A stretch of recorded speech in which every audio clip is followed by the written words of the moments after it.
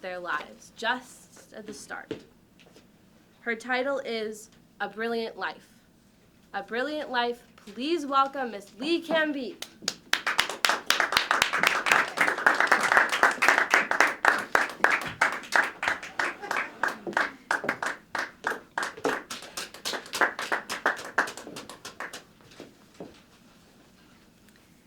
In my long and, in my opinion, brilliant life, I have learned a few things that I thought might help you. It is very important to assess your personality traits, your purposes, and your talents, so you know what path you really want to follow. And if you do it young enough, you have a whole lifetime to follow that path. Now, I decided very young I wanted to be a British politician. Now, I knew it was going to be hard work and take a lot of dedication. I've always arisen at 6:30 my whole life and worked until 10. But what I wanted to do was to improve the United Kingdom. I felt it was in a decline. So I was trained from a very young child by my father, who believed in self-help, traditional self-help, charitable works, and truthfulness. So I became a person who didn't care what anybody thought about me. I did not court popularity. In fact, when you go out to court popularity, you end up compromising and not accomplishing what you want to do. And my consideration on power was like being a lady. If you're a lady, you don't have to tell anybody. Then I used to say, if there are 48 men against me, I feel sorry for them. But I was known for being autocratic, bossy, fanatic on detail, and this made me at times very unpopular. In fact, I still am. And I spoke out against the Soviet Union and communism. And the communists entitled me the Iron Lady. I thought that was great. And I became great friends with Gorbachev.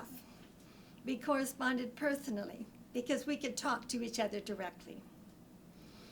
Now, when my husband Dennis asked me to marry him, I told him, I will never be a conventional wife. I will never be controlled. Well, we had an incredible union of love and respect and support for 50 years until his death.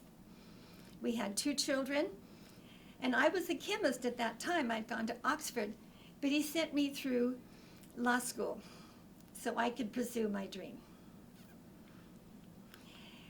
Well, what I was out to do, as I said, was to change the decline of the United Kingdom. And I did that by making changes in almost everything that I could. In the policies, I created recovery economically,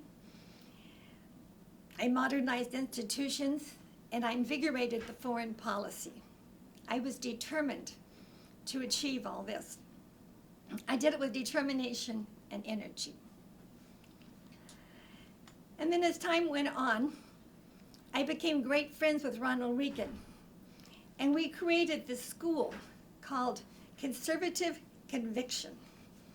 Pretty big term. But this had an impact on Britain's foreign policy and politics, and also in the United States. And it gave me a higher profile than any prime minister since Winston Churchill. Then when the Falklands War came along, I declared the war on this. That made me more popular and gave me more respect. And then I made contributions to the diplomacy that helped to break up the Soviet Union and the communist empire. Now,